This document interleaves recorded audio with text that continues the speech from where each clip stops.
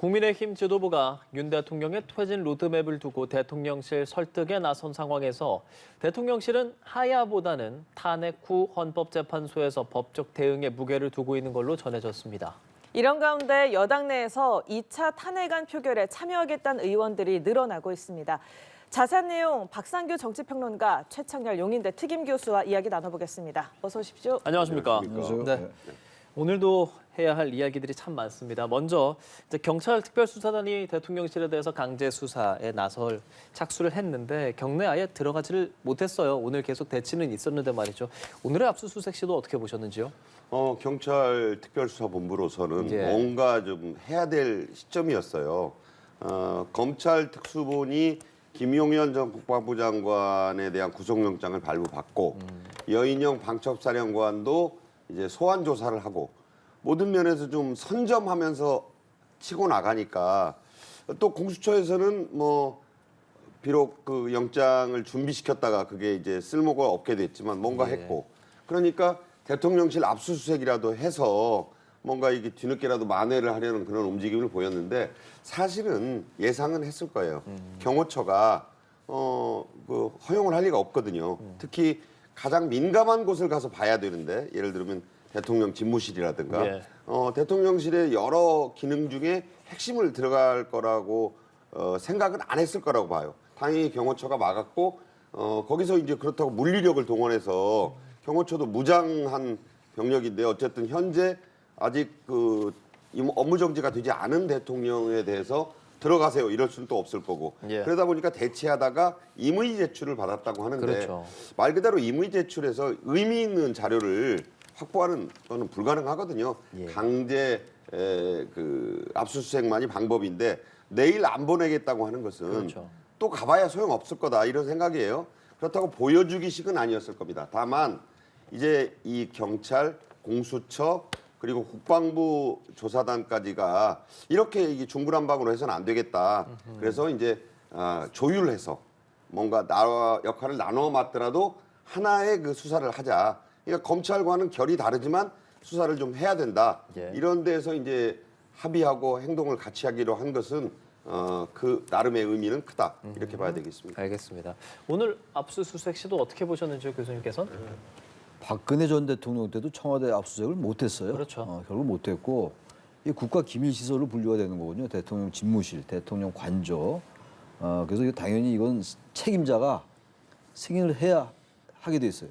영장을 발부받아도 책임자가 승인하지 않으면 수색할 수가 없어요. 책임자가 누굽니까? 대통령이잖아요. 윤석열 대통령이거든요.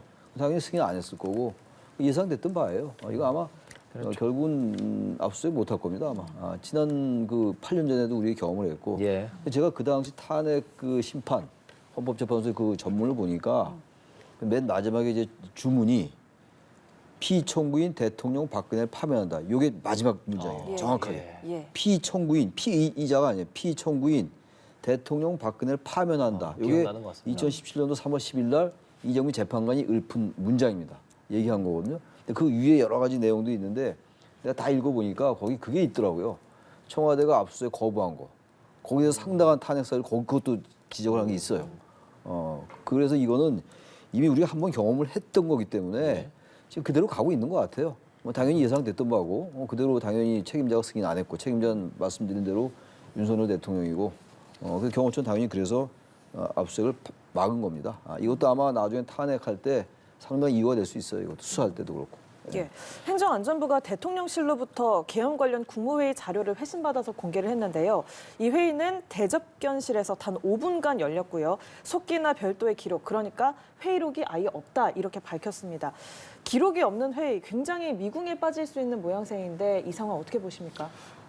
대단히 어설프고 준비도 부족했고 그러니까 이게 이제 과연 어떤 적법한 비상계엄 선포를 위한 절차였느냐 여기에 이제 강력한 의구심을 가질 수밖에 없는 대목 아니겠어요? 그러니까 회의록이 없다는 부분도 지금 수긍이 가기 어렵습니다. 국무위원들이 그렇게 참석을 해서 그 중요한 중차대한 문제를 결정하는데 물론 국무회의는 알려진 대로 의결기구는 아니다. 심의하는 곳이고 대통령이 결심하고 하겠다고 하면 막을 방법은 딱히 없는 그런 구조의 회의체이긴 하지만 이게 대접견실에서 한다는 것 자체도 이상하잖아요. 예. 국민들이 아니 국무회의실이 무슨 다른 사람들이 동아리방입니까? 다른 사람들이 쓰니까 뭐 이걸 쓸 수밖에 없다 이런 것도 아닐 것이고 5분 너무나 짧은 시간이잖아요. 착석해서 무슨 인사말하고 하다 보면 알맹이 있는 내용을 거의 다루지 못했을 거라는 짐작이 가능한 것이고 가장 결정적으로 말씀하신 회의록이 없다? 예. 없을 리가 없다는 생각을 하잖아요. 그렇다면 없어도 문제고 있는데 감췄다면 더 큰 문제가 되는 겁니다. 이 부분은 지금 뭐 검찰 특수본의 수사뿐만 아니라 상설특검, 일반특검, 뭐 국민의힘의 한동훈 대표가 말하는 국민회의표 한동훈식 또 내란특검, 거기다가 뭐 국회 국정조사, 일일이 지금 다 열거하기도 힘든 수사에 또는 조사에 그런 그 칼날이 예. 대통령실과 윤 대통령을 향하고 있잖아요. 반드시 이 대목도 규명이 돼야 되는 너무나 어설프고 준비도 부실했고 의문이 많이 남는 국무회의였다. 이렇게 예. 볼 수밖에 없죠.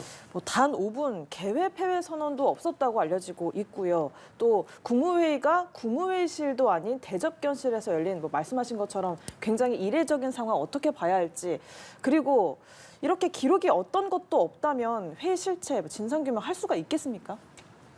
국무회의가 회의록이 없다는 게 말이 안 되는 거죠. 국무회의가 열렸는데 5분도 말이 안 되는 얘기고. 그러니까 지금 그 한덕수 총리가 그 얘기를 하잖아요. 그 저녁 때 알게 됐다고. 거기 가서 알았다는 거 아니에요? 그러니까 미리 김영현 장관은 알았을 것 같고 당연히 아는 거고 말이죠. 예. 전 국방장관은 아는 거고 국무위원들은 몰랐을 겁니다. 당연히 몰랐고. 그러니까 사실 이게 심의기구이기 때문에 의결기구가 아니라서 뭐 적법하다라고 얘기하는 사람이 있는 것 같긴 한데 적법하다고 볼 수 없어요. 심의기구라는 것도 말이죠. 의결기구는 아니라 하더라도 나름대로 거기서 국무회의의 중요성을 인정하는 그런 취지인 거예요. 심의기구로 규정을 해놓은 것 자체가. 그렇죠. 여기서 지금 국무회의에서 최소한의 절차적인 정당성을 확보하겠다고 이걸 열은 것 같긴 해요. 심의가 있어야 되니까. 근데 어차피 절차적 정당성을 많이 훼손하고 있어요, 지금. 그 비상계엄 선포하고 난 다음에 국회에 즉시 통고해야 된다. 그 통보가 아닙니다. 통고입니다, 정확하게.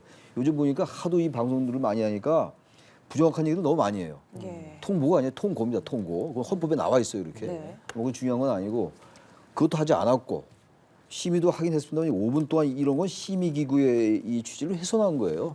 당연히 이건 절차적 흥미성이 있는 겁니다.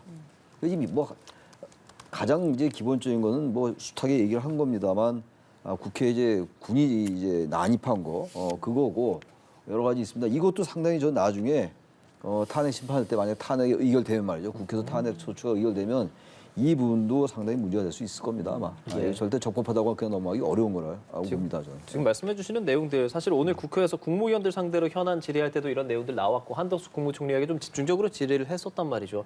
그런 부분에 대해서도 사실 국무위원들 소집해서 이런 회의를 명분으로 좀 대통령의 의지를 좀 접도록 설득하기 위해서 노력을 하려고 했었다. 실제로 그 자리에 모여있던 모든 국무위원들은 이제 반대 의사를 밝혔다. 다만 뭐 적극적으로 대통령한테 뭐 반대한다라고 말을 했는지까지는 지금으로서는 알 수 없어요. 오늘 대정부 현안 질의 같은 부분은 어떻게 보셨어요, 좀? 자, 돌이켜 생각해 보면 예. 물론한 이상민 행안부 장관이 그런 말을 했잖아요. 적극적으로 반대한 장관은 2명이었다. 그러니까 본인을 포함한 건지는 얘기하지 않았지만 예. 자, 말들이 좀 다릅니다. 그리고 또 국무위원 중에 이 한덕수 국무총리는 적극 만류했다라고 지금 본인은 계속 주장하고 있는데 그렇죠. 의미심장한 말을 했잖아요. 수사를 하면 내가 막지 못한 이유가 드러날 거다. 이게 무슨 그렇죠. 얘기냐? 맞죠. 저는 회의록의 존재를 암시하는 발언이라고 봐요. 회의록이 있다. 그런데 내가 어디 있다고는 말 못하는데 수사를 해보면 그 회의록이 있으니까 객관적 팩트를 확인하실 수 있을 거다. 이런 얘기가 됩니다. 그러면 내가 말한 물론 이것도 한 총리의 주장이니까 예. 다 믿을 수는 없지만 내가 억울하다는 거를 그 수사가 밝혀줄 거다. 저는 이런 대목으로 해석을 했어요. 그러니까 수사록의 그 회의록의 존재를 애둘러 암시를 했다 이렇게 보고요. 그다음에 관련 국무위원들을 이제 다 조사를 해야 돼요. 그렇죠. 그러니까 그렇게 개별적으로 다 일일이 그 수사 주체가 국회 상설특검이 됐든 일반 특검이 됐든 뭐 결국 나중에는 국회 특검이 해야 될 겁니다. 지금 뭐 검찰 특수본이 하든 아까 얘기한 3개 기관 합동 수사를 하든 잘 아시다시피 특검이 수사를 시작하면 예. 다 자료를 넘겨줘야 되는 거예요. 그게 이제 한 달 뒤가 될지 그 이상이 될지 모르지만 결국에는 특검 수사를 하면 국무위원들 다 조사해야죠. 그러면 예. 개별적으로 조사하면 짜맞춰집니다. 주장들이 있으면 수사관들이 다 볼 거 아니에요. 이 주장 저 주장 보면 공통분모가 나올 거고. 그럼 누가 정말 반대를 했는지 그 회의의 실체를 드러낼 수 있게 됩니다. 그러면 한 총리가 말하는 이 진실, 과연 그 국무회의는 윤 대통령의 독단으로 간 것이었고 실제로 반대한 국무위원들은 거의 없었는지 다 반대를 했는지 진실은 드러나리라고 봅니다. 예, 수사에 대한 부분도 잠시 뒤에 조금 더 자세하게 이야기를 해보겠고요. 오늘 긴급 현안 질문 전반적으로 어떻게 보셨어요, 교수께서? 글쎄요, 긴급 현안 질문이 이미 다 나왔던 얘기들이에요. 그렇죠. 다 많이 밝혀진 얘기들이고 그야말로 지금 이제 상설특검은 통과됐잖아요. 상설특검은 지금 국민의힘 의원들도 많이 찬성을 한 거예요. 예. 통과되고 지금 경찰, 국가수사본부, 또 검찰, 또 공수처, 고위공직자범죄수사처 이렇게 아주 경쟁적 수사를 하고 있어요 지금. 특검도 글쎄 상설특검 같은 경우도 결국은 대통령이 임명해야 되는 거거든요. 그렇죠. 대통령 권한은 정지되지 않았으니까 대통령이 상설특검을 임명할지 모르겠어요. 아무튼간에 뭐 그런 상황이고 일반 특검도 이제 추진하는 거고 일반 특검도 대통령이 거부권 행사할 수가 있어요. 거부권 행사하면 이제 그것도 또 탄핵 사유가 될 겁니다 아마 법률 위반으로 말이죠. 계속 이제 그런 식으로 물리고 있는 건데 현안 질의에서 여러 가지 얘기가 나오고 있습니다만 이게 지금 본질은 있는 거잖아요. 국회를 범했다는 거. 그리고 계엄 중에도 법원이나 정부에 대한 언급은 있어요. 헌법과 계엄법에. 예. 근데 국회에는 없다고요. 그러니까 국회는 활동이 보장되는 겁니다. 근데 그것도 어긴 거예요. 그게 가장 본질이에요. 그게 가장 본질이고 그래서 내란 얘기가 나오는 거거든요. 그 내란죄 형법상의 내란죄거든요. 내란죄에 대해서 여러 가지 논란들이 있는 것 같아요. 예. 지금 뭐 내란죄 얘기하는 자리는 아니긴 합니다만 그래서 긴급 현안 질문에서 아직 그런 것까지 못 들어간 것 같아요. 좀 약간 사소하고 구체적인 걸 얘기하는데 역시 중요한 거긴 합니다만 문제는 이제 국정조사가 또 열릴 겁니다. 아마 예, 국정조사 안 할 수가 없죠. 국정조사를 하면서 본격적으로 이제 국민들이 볼 때 수사에서 밝혀질 것들을 국민들이 너무 궁금해하잖아요. 다른 수사하고 달라서. 그래서 국정조사를 통해 가지고 국민들이 보는 가운데 하나하나 밝혀질 게 많이 있다고 생각합니다. 의원들이 질의하는 과정 속에서 말이죠. 예. 피의자들에 대해서.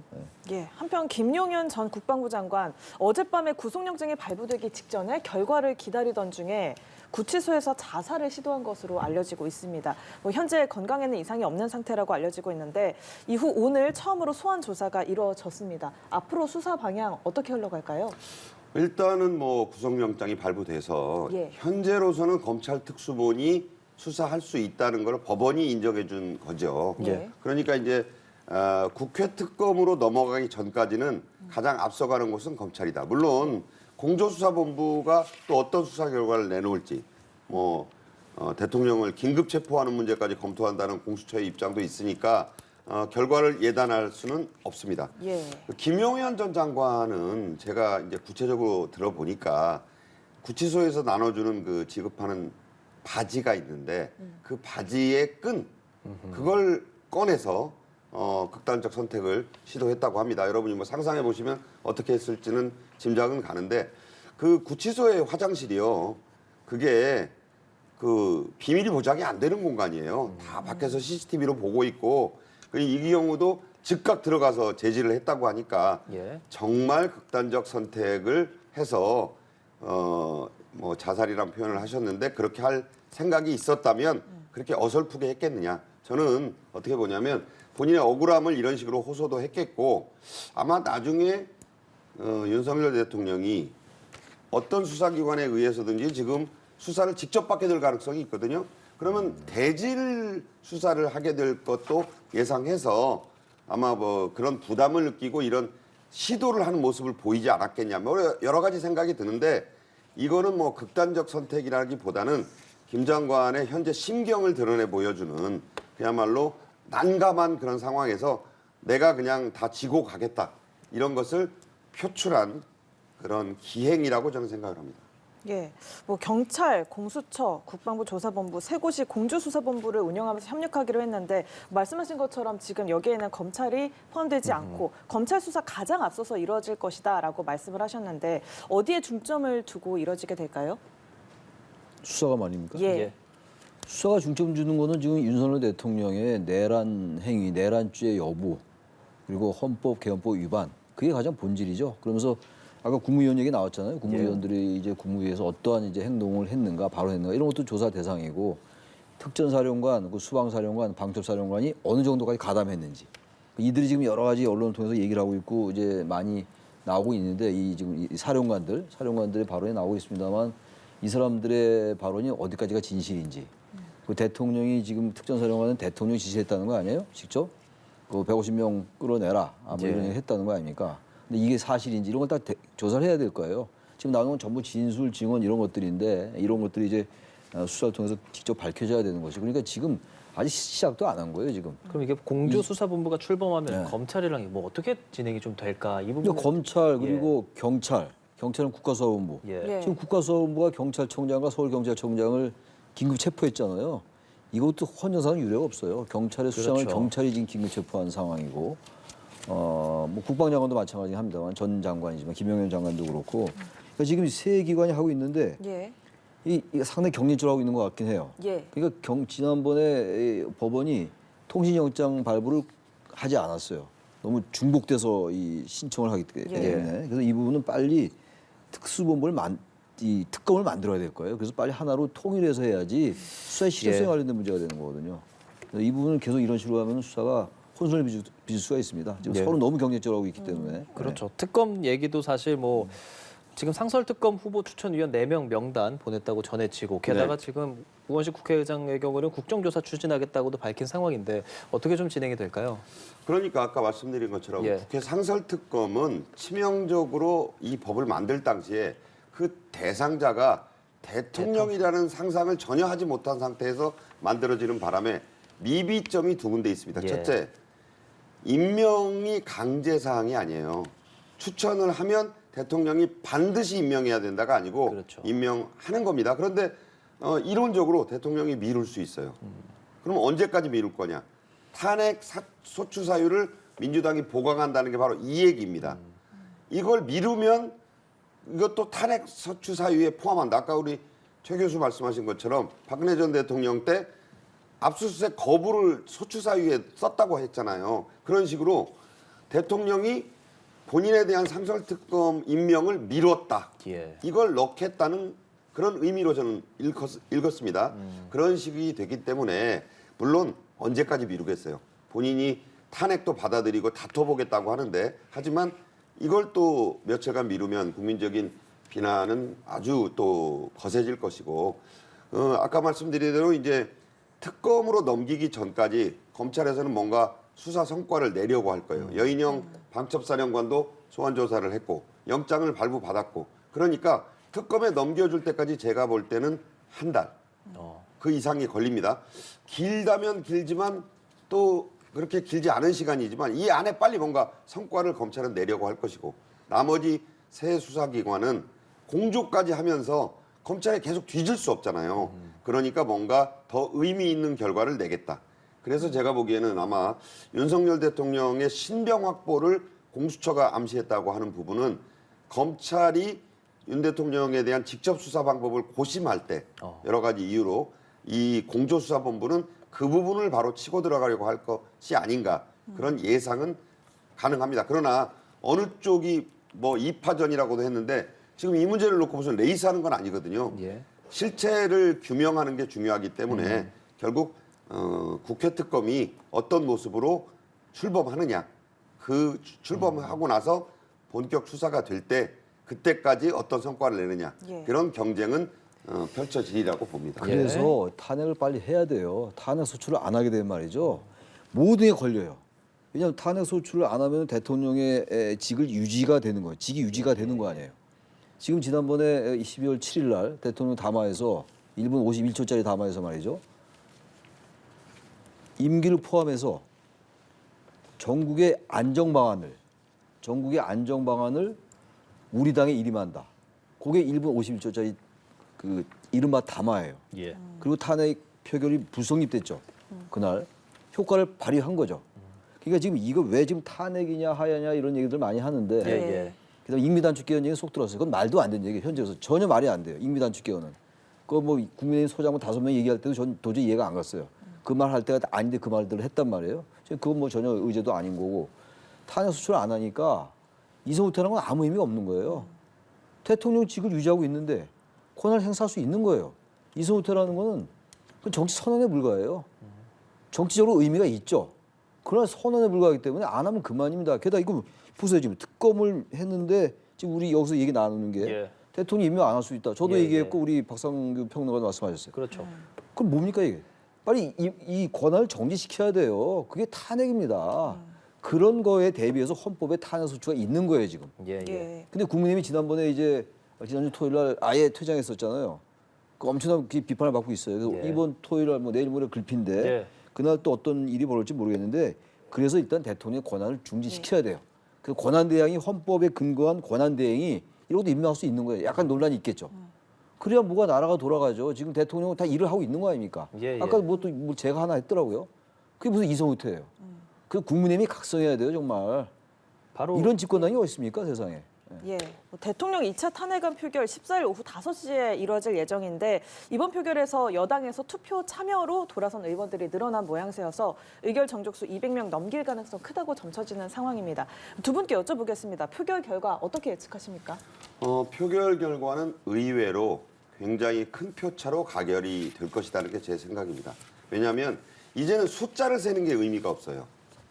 국민의힘의 특히 한동훈 대표가 이거를 뭐 불참한다는 거는 거의 이제 물 건너간 분위기고 당론으로 부결을 결정하기도 대단히 어려운 상황입니다. 그 이유는 윤석열 대통령 측에서 벌써 오늘 아침부터 나온 얘기, 자진 사퇴 하야는 절대 없다. 그리고 탄핵을 오히려 준비한다. 그래서 이제 김홍일 전 방통위원장, 예. 대검 중수부장을 지낸 윤 대통령의 또 절친한 선배 아니겠습니까? 5, 6명 정도의 그 변호인단을 지금 물색 중이다는 얘기까지 나왔어요. 이 얘기는 헌재로 탄핵이 돼서 헌재로 넘어갔을 때 60일에서 90일 박근혜 전 대통령이나 노무현 전 대통령의 그 기간을 감안했을 때 그 예. 안에 이제 내려진다는 거 아니에요. 그 전제로 해서 말씀드린다면 그거를 대비하겠고 거기서 다퉈보겠다는 거잖아요. 이게 과연 무기 사용이 가능한 내란죄의 우두머리, 예. 정점이냐는 거를 밝히기 위한 그걸 해보겠다는 거고 또 하나는 특검에나 뭐 수사를 받게 되더라도 구속 기소까지 생각하고 대통령직이 정지된 채로 예. 그러니까 대통령직이 박탈되려면 헌재에서 결정을 해줘야 되잖아요. 어쨌든 그 기간이 그때까지는 있으니까. 예. 다퉈보겠다 그 얘기를 하고 있다. 저는 그렇게 봅니다. 예, 교수님 의견도 짧게 듣겠습니다. 표결 결과 말씀하시는 예. 거예요. 저는 통과될 것 같아요. 지난번에 제가 또 8년 전 말씀드리면 그때 234표였어요. 234표로 통과됐거든요. 근데 그때 제가 기억이 정확하게 나는 게 대다수의 많은 평론가들이 200석 간 넘을 거라고 그랬어요. 제가 기억나는 게 제가 한 220석 정도 나올 것 같다는데 제 예측도 틀렸어요. 상당히 많이 나왔다는 얘기예요. 그 당시 새누리당에서 62표가 찬성을 했어요. 탄핵에. 그때 새누리당이 나왔던 거예요. 지금. 이 표결 결과 모르겠는데 내일 모레 불피. 근데 지난번에 며칠 전에 토요일 날 아까도 말씀드렸습니다만 그 아예 국민의힘이 퇴장했잖아요. 예. 이번에 그렇게 못할 겁니다. 저는 그래서 상당히 많은 표로 이탈표 8표면 된다는 거 아니에요? 훨씬 예. 더 많이 나올 가능성이 많아요. 지금 5명은 찬성하겠다는 거 아닙니까 지금? 예, 예. 저는 훨씬 많이 얘기하지 않는 의원들이 많이 나올 거라고 생각해요. 그게 알겠습니다. 의원들은 현재 이 국민의 여론을 알기 때문에 거부하기 어려울 겁니다 아마. 근데 만약에 이탈표가 조금밖에 안 나온다. 국민의힘이 대단히 어려움에 처할 수 있을 거예요. 예. 통과된다 하더라도 말이죠. 알겠습니다. 지켜봐야겠습니다. 두 분 말씀 여기서 마무리하겠습니다. 고맙습니다. 고맙습니다. 네.